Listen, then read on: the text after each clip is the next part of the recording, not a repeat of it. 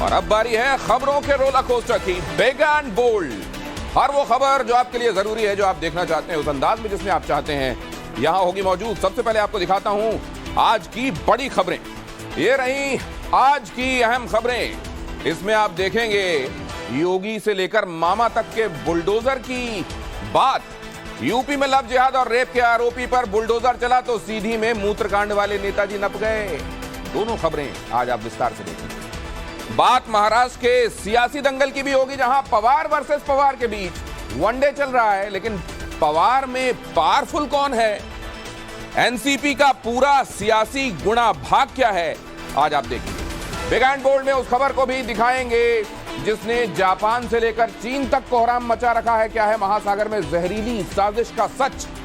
International big and bold में यह पूरी खबर आपके सामने होगी। क्या आप भी हिल स्टेशन जाने की तैयारी कर रहे हैं? अगर जाने की तैयारी कर रहे हैं तो सावधान हो जाइए, क्योंकि यमराज से आपका भी सामना हो सकता है। ये पूरी खबर क्या है ये आप देखेंगे, लेकिन सबसे पहले आपको दिखाता हूं ये बिग एंड बोल्ड खबर। शुरुआत मध्य प्रदेश से, जहां सीधी में पेशाब कांड को लेकर एक बड़ा एक्शन हुआ है। आरोपी प्रवेश शुक्ला के घर पर आज बुलडोजर चलाया गया और आरोपी के घर के एक हिस्से को गिरा दिया गया। इस दौरान मौके पर भारी पुलिस बल भी तैनात रही। टाइम्स नाउ नवभारत ने सबसे पहले यह खबर दिखाई थी। बिग एंड बोल्ड पर आपने सबसे पहले यह खबर देखी थी, जिसके बाद मध्य प्रदेश की सरकार एक्शन में आई। कल आरोपी प्रवेश शुक्ला का वीडियो सामने आया, जिसमें वो नशे में धुत होकर एक युवक पर पेशाब करता नजर आ रहा था। यह भी बताया गया कि प्रवेश शुक्ला का संबंध बीजेपी से है। ऐसे में विपक्ष ने एमपी सरकार को निशाने पर लेते हुए इसे आदिवासियों पर अत्याचार करार दिया। वीडियो सामने आने के बाद पुलिस एक्शन में आई और प्रवेश शुक्ला को रात 2 बजे उसके गांव से गिरफ्तार कर लिया गया। इससे पहले आरोपी पर एनएसए लगा दिया गया था। प्रवेश शुक्ला पर कार्रवाई तो हो गई, लेकिन सियासत को तो ऐसे मुद्दों का इंतजार होता है। सियासत थमी नहीं है। देखिए, इंसानियत का दम घोटती इन तस्वीरों को जिसने देखा अंदर तक हिल गया। दरिंदगी की तस्वीरें सामने आते ही एमपी सरकार भी एक्शन में आ गई। पेशाब कांड के आरोपी पर एनएसए लगा दिया गया और कुछ ही घंटों में गिरफ्तारी भी हो गई। अब एक्शन भी शुरू हो गया है, लेकिन इस बीच सियासत रुकने का नाम नहीं ले रही, क्योंकि आरोपी प्रवेश शुक्ला का संबंध कथित तौर पर बीजेपी से बताया जा रहा है। ऐसे में विपक्ष को मुद्दा मिल गया।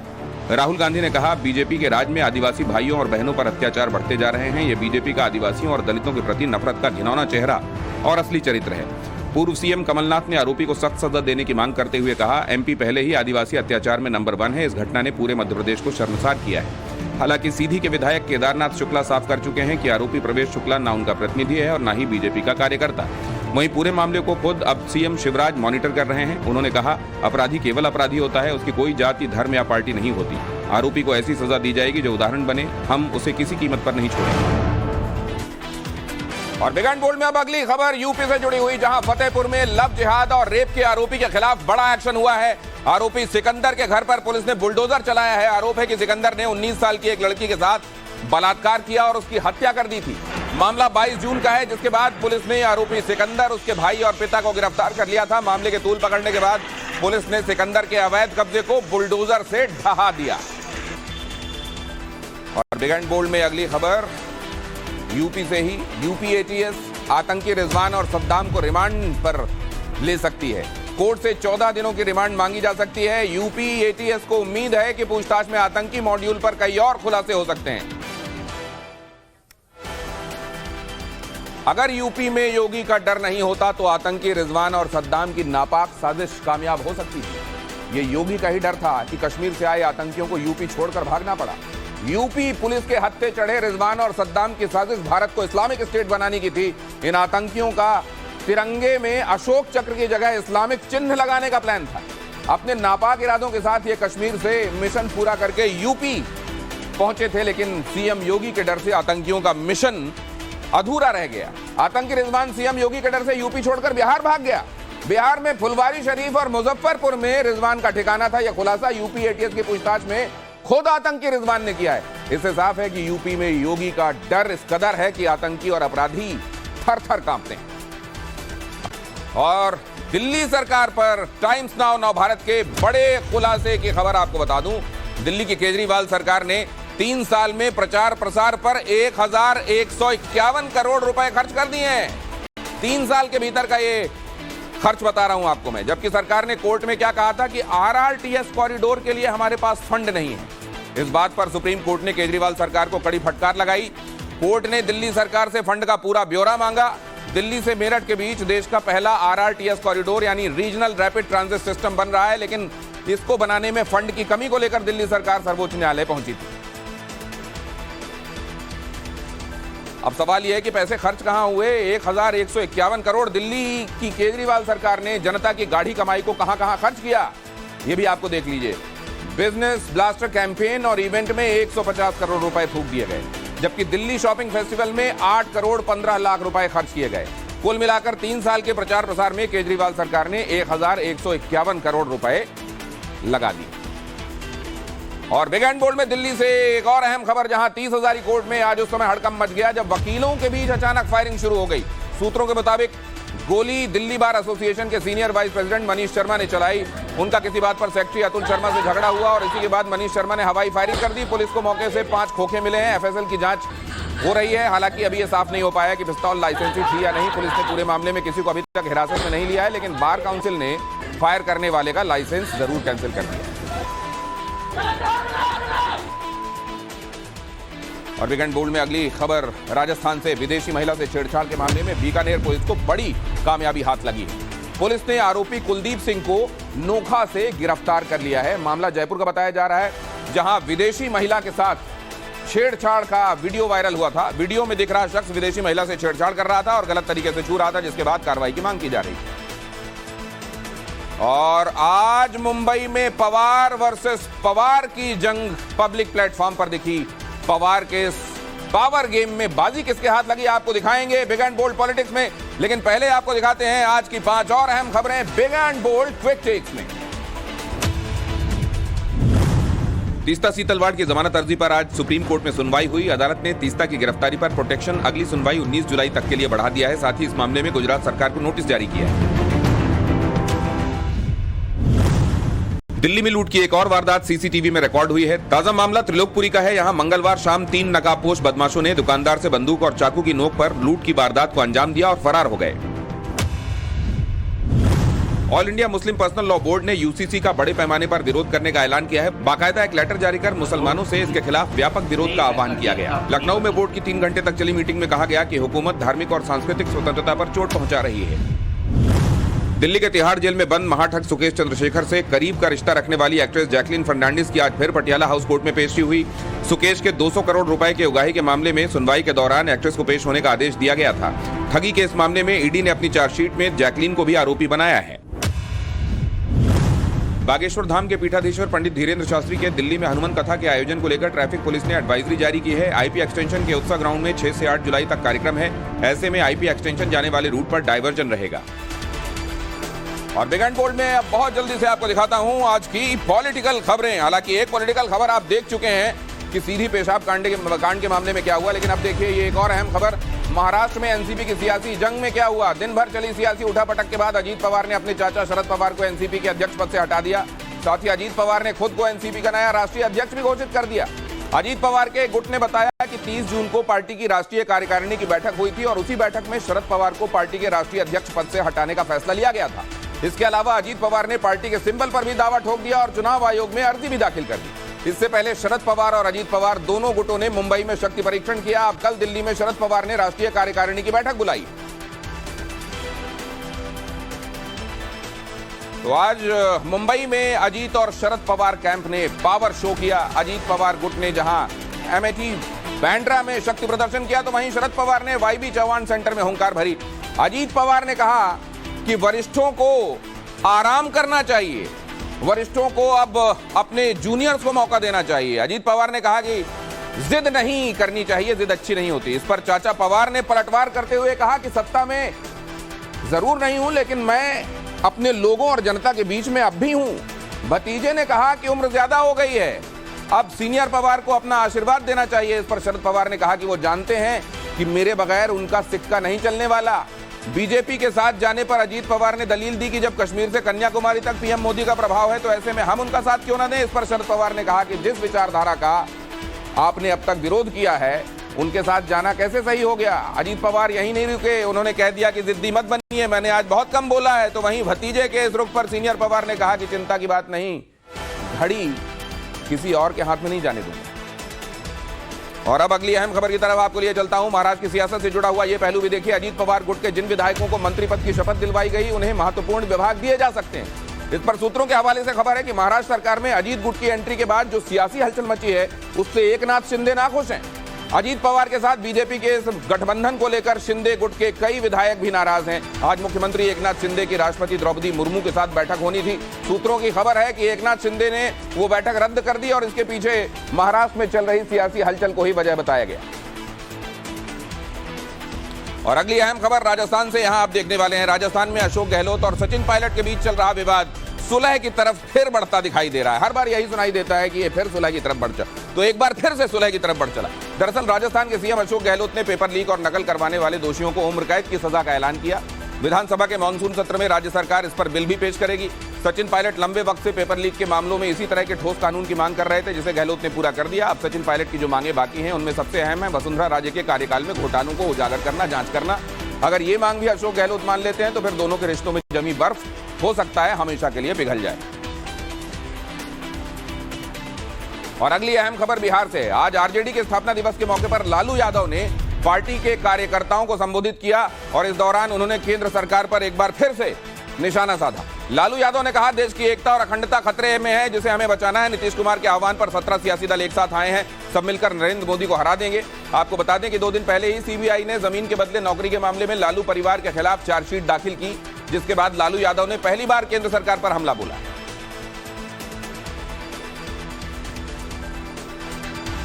और महासागर में जहरीली साजिश क्या चल रही है, कैसे इससे एक बड़ा खतरा इंसानियत के लिए पैदा हो सकता है, पूरी खबर इससे पर्दा हटेगा बिग एंड बोल्ड इंटरनेशनल में। लेकिन उससे पहले आपको दिखाता हूं आज की पॉलिटिक्स की 5 और अहम खबरें। Big and bold, big political quick take.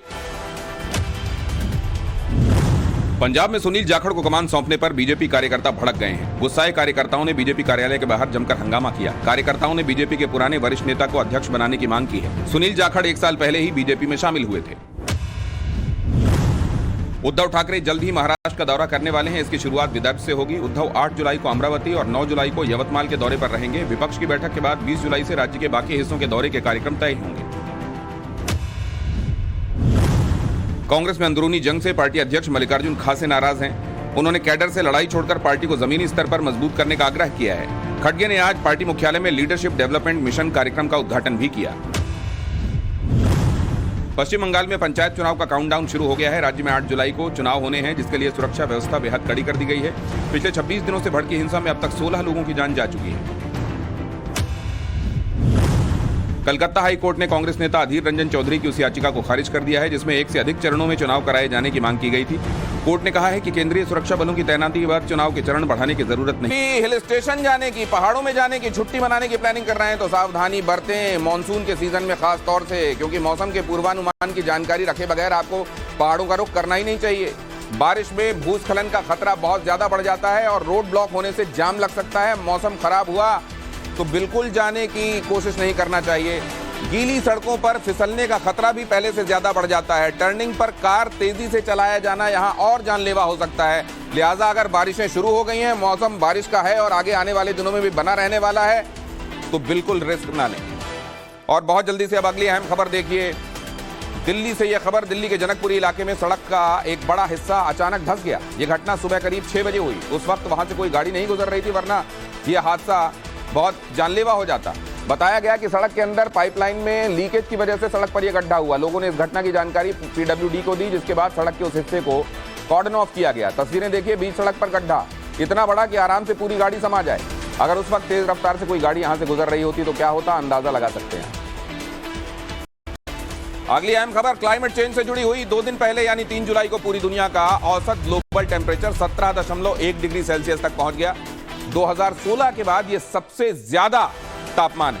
आपको लग रहा होगा कि 17 डिग्री तापमान तो बहुत सही होता है, तो हम आपको आसान भाषा में समझा देते हैं। एक ही वक्त में दुनिया के किसी हिस्से में गर्मी, किसी हिस्से में सर्दी, किसी हिस्से में बर्फबारी होती है। मतलब कहीं 40 डिग्री टेम्परेचर होगा, कहीं 10 डिग्री, कहीं -50।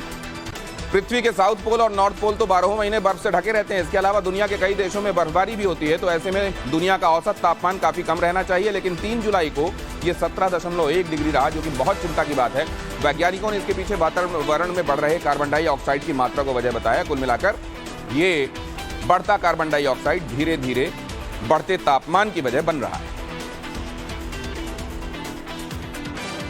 और अब जल्दी से जान लीजिए कि कल आपके शहर का मौसम कैसा रहने वाला है। दिल्ली एनसीआर में आज भी बारिश हुई है और कल भी बारिश होने की संभावना है।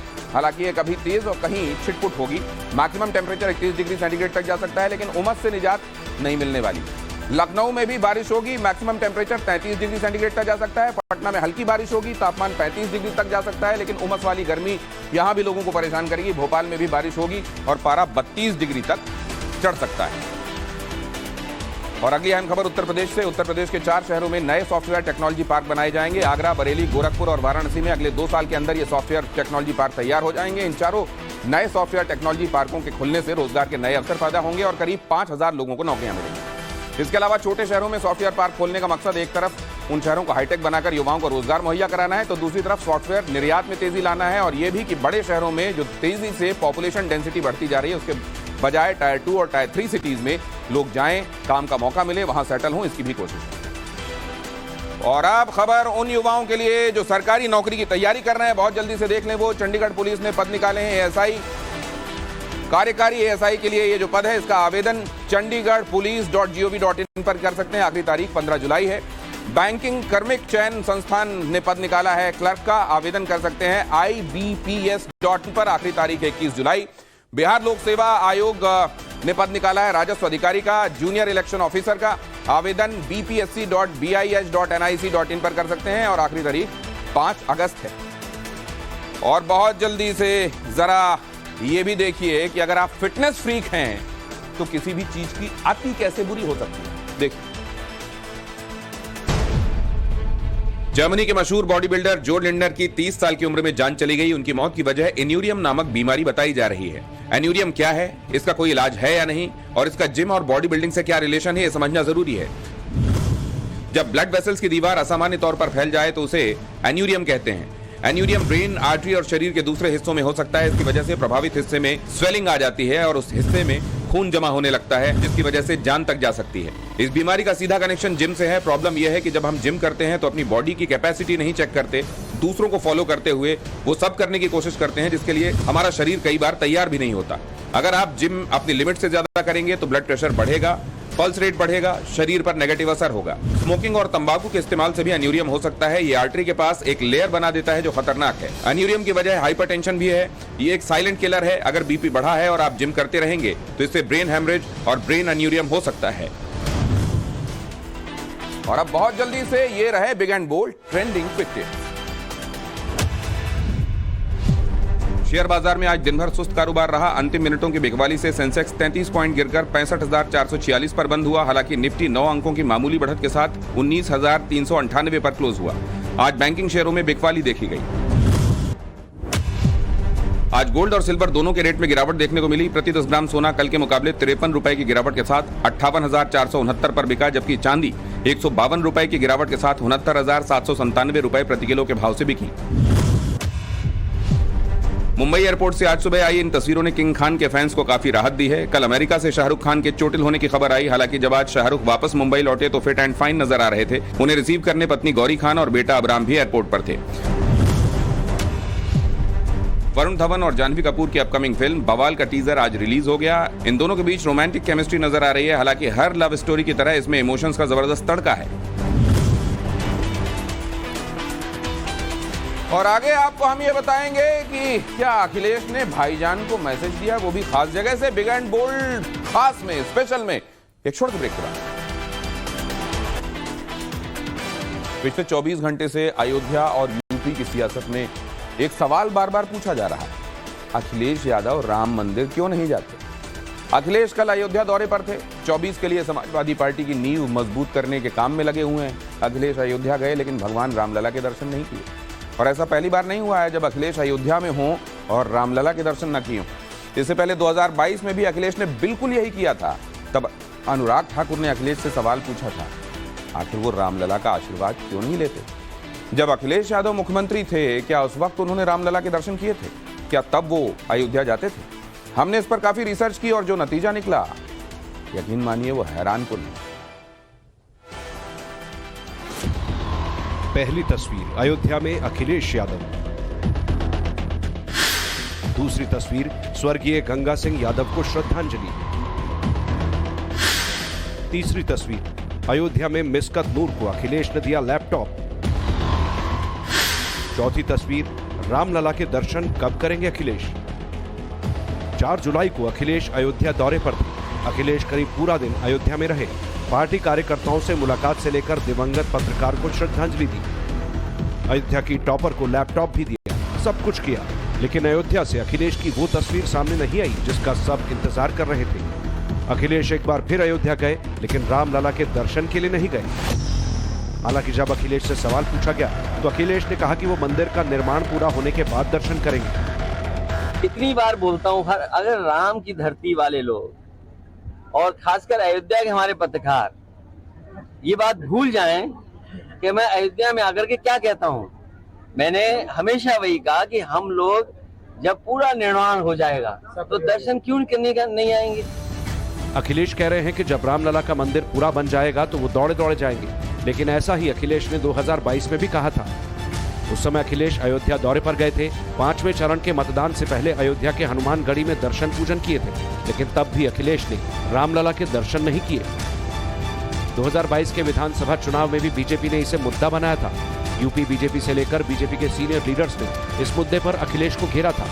अब 2023 में अयोध्या का संत समाज भी अखिलेश से यही पूछ रहा है, अखिलेश दर्शन करने कब आएंगे।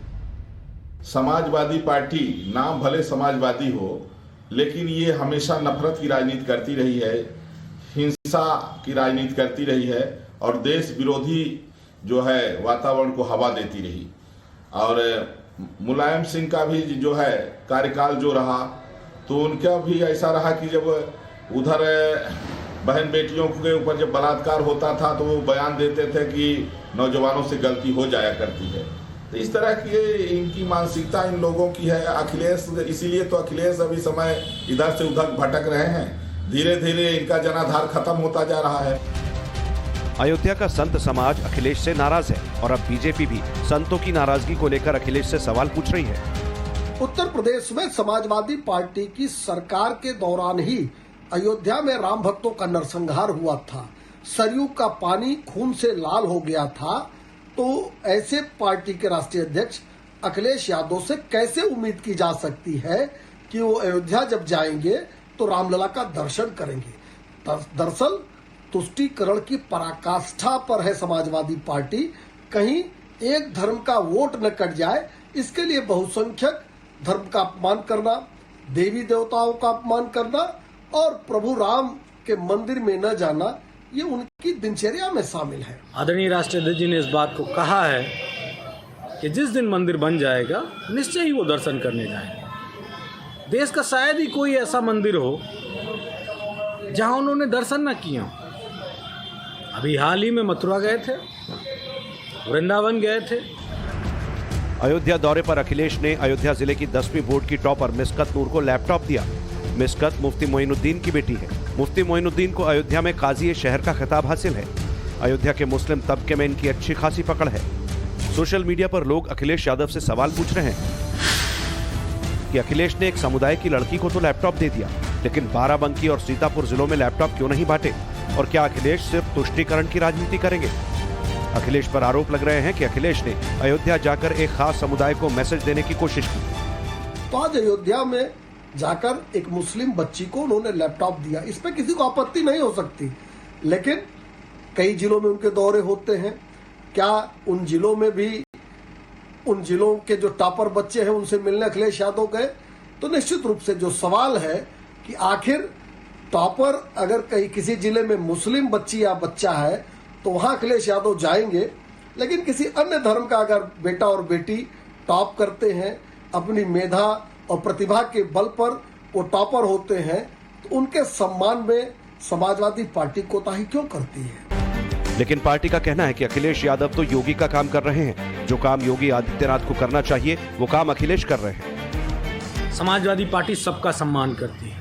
किसी एक बेटी को अगर लैपटॉप मिला टॉप होने पे अयोध्या जिले के, तो प्रदेश के तमाम सारे जनपदों के टॉपर्स को हमने लैपटॉप हमारी पार्टी के फंड से दिया गया है। सवाल इस पे होना चाहिए कि आदरणीय अखिलेश यादव जी की सरकार ना होते हुए भी सैकड़ों लैपटॉप उन बच्चों को दिया गया जिन्होंने अच्छी परीक्षा में नंबर लाके अपने परिवार, अपने समाज, अपने आसपास, अपने जनपद का नाम रोशन किया। अखिलेश ने अयोध्या में वो सब किया जो अखिलेश को करना चाहिए, लेकिन राम मंदिर ना जाकर अखिलेश ने खुद ही अपने पैर पर कुल्हाड़ी मार दी और बीजेपी को बैठे बिठाए एक मुद्दा दे दिया। 2024 में फिर से बीजेपी को माइलेज का मौका मिल गया। हालांकि अखिलेश का दावा है कि यूपी में समाजवादी पार्टी ही जीतेगी और दिल्ली की गद्दी पर पटना पैक्ट में शामिल पार्टियों का कब्जा होगा। बातें भूलने वाले नहीं है। ये जोड़ तोड़ कितनी भी कर लें, अंतोगत्वा इन्हें जाना है। और जब जनता ने मन बना लिया, ये कितने भी एक्सपेरिमेंट करें, वो एक्सपेरिमेंट कामयाब नहीं होंगे।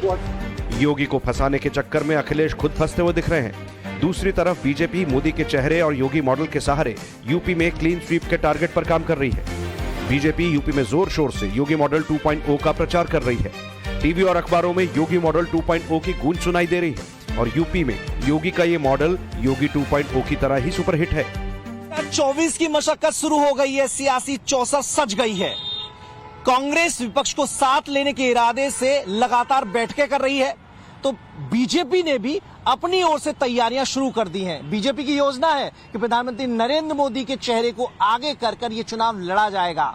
उत्तर प्रदेश की 80 लोकसभा चुनाव सीटों पर जो तैयारियों का खाका खींचा गया है, उसमें प्रधानमंत्री नरेंद्र मोदी का चेहरा होगा और विकास मॉडल होगा मुख्यमंत्री योगी आदित्यनाथ का। मुख्यमंत्री का विकास मॉडल इसलिए क्योंकि मुख्यमंत्री ने उत्तर प्रदेश की जनता में भयमुक्त माहौल बनाने में जो कवायद की है, उससे जनता के मन में एक सुरक्षा का भाव उत्पन्न हुआ है। कैसे बाहुबली और जो तमाम माफिया उनसे जमीन छीनकर उस पर गरीबों के आशियाने बनाए गए हैं, उससे एक भरोसा मुख्यमंत्री योगी आदित्यनाथ के प्रति उत्तर प्रदेश की जनता में देखने को मिला है। और प्रधानमंत्री नरेंद्र मोदी की जो सोच है, सबको साथ लेकर बिना किसी भेदभाव के सबके लिए योजनाएं बनाना और सबको उसका फायदा मिले, इसकी तस्दीक करना, ये तमाम ऐसी चीजें हैं जिसको ध्यान में रखते हुए 80 लोकसभा सीटों पर बीजेपी अपने उम्मीदवार उतारेगी और क्लीन स्वीप के एजेंडे से आगे बढ़ेगी। योगी मॉडल 2.0 का मतलब ये कि माफिया की जमीन पर गरीबों के आशियाने बनेंगे। अगर यूपी में कहीं भी कोई पत्थरबाजी करेगा तो पोस्टर रिलीज होंगे, तुरंत एक्शन होगा। निकाय चुनाव में योगी ने मुस्लिम कैंडिडेट पर भरोसा जताया, रिजल्ट भी मिला। अब 2024 में फॉर्मूला अप्लाई हो सकता है। इतना ही नहीं, 2024 में मुसलमान योगी के फोकस पर हैं और यूपी में इसको लेकर लगातार काम हो रहा है। प्रदेश में अंधेरगर्दी, गुंडागर्दी, माफियागिरी, आपराधिक सोच पर प्रतिबंध लगा हुआ है। हस्र देख लीजिए अतीक अहमद का, मुख्तार अंसारी का, या पश्चिमी उत्तर प्रदेश के उन माफियाओं का जिन्होंने चैलेंज करने की कोशिश की राज्य सरकार को।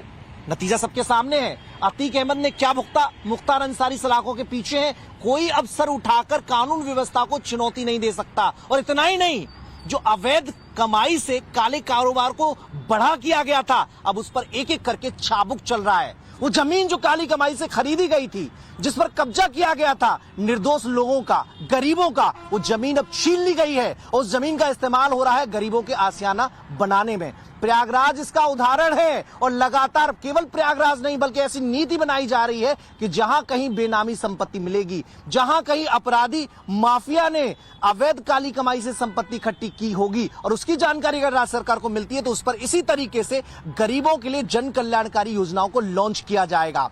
हापुड़ में सबने देखा, हापुड़ मॉडल की प्रशंसा चारों तरफ हो रही है। अगर कोई पथराव करेगा तो तुरंत उन अपराधियों के पोस्टर जारी होंगे, उन पर कार्रवाई होगी। सामाजिक रूप से उन्हें अलग थलग करने की रणनीति पर योगी सरकार काम कर रही है। 30 जून को प्रयागराज में भगवा रंग वाले फ्लैट्स की चाबी सीएम योगी ने लाभार्थियों को सौंपी। माफिया अतीक के कब्जे वाली जमीन पर इन फ्लैट्स को बनाया गया था। इन फ्लैट्स की चाबी लाभार्थियों को सौंपकर योगी ने एक नई नजीर पेश की और योगी ने ऐसी ही तैयारी माफिया डॉन मुख्तार अंसारी के खिलाफ भी की है। गाजीपुर में भी मुख्तार के कब्जे वाली जमीनों पर सरकार फ्लैट्स के कंस्ट्रक्शन की तैयारी में है। क्या इसी तरीके से कार्रवाई होनी चाहिए? हाँ, होनी चाहिए ऐसे। अतीक अहमद को मार दिया गया, हमसे कोई मतलब नहीं, कभी कोई लेना देना नहीं, कोई उससे नहीं। क्या कहेंगी जिस तरीके से माफिया डॉन अतीक अहमद के खिलाफ कार्रवाई हुई और अब जो जमीनें हैं वहां पर आप लोग के लिए मकान बनाए जा रहे हैं? हाँ, बहुत अच्छा हुआ। योगी राज में मुख्तार एंड कंपनी के 1500 करोड़ रुपए की संपत्ति जब्त की गई। गाजीपुर, मऊ, आजमगढ़ और लखनऊ में जमीनों पर कब्जा किया गया था। अब पीएम आवास योजना के तहत इन जमीनों पर फ्लैट्स का निर्माण होगा। इतना ही नहीं, यूपी में योगी राज में कानून का इकबाल इस कदर बुलंद है कि जो आतंकवादी यूपी को सेफ हाउस समझते थे, वही आतंकी अब यूपी छोड़कर भाग रहे हैं। यूपी एटीएस की पूछताछ में आतंकी रिजवान ने खुलासा किया है कि वो सीएम योगी के डर से बिहार भाग गया था। आतंकी रिजवान और सद्दाम को यूपी एटीएस ने बिहार से गिरफ्तार किया। ये आतंकी हिंदुस्तान को इस्लामिक देश बनाने की प्लानिंग कर रहे थे। लेकिन योगी राज में कानून को चैलेंज करना इम्पॉसिबल है और यही योगी का सबसे बड़ा यूएसपी है। अखिलेश यूपी में घूम घूम कर बीजेपी को टारगेट कर रहे हैं, लेकिन बीजेपी ने तो योगी मॉडल 2.0 से 2024 में वापसी का पूरा प्लान तैयार कर लिया है। Bureau report, times now Navbharat. पहले अखिलेश, अब लालू, सब किनारा खोज रहे। शरद पवार दिल्ली आ रहे, नीतीश पर सस्पेंस क्यों? एनडीए में पवार, शिंदे का भी दिल्ली प्लान है क्या? 24 के लिए किसका जोड़ मजबूत? 300+ पर कौन? सवाल पब्लिक का नाविका कुमार के साथ शाम 7:50 पर।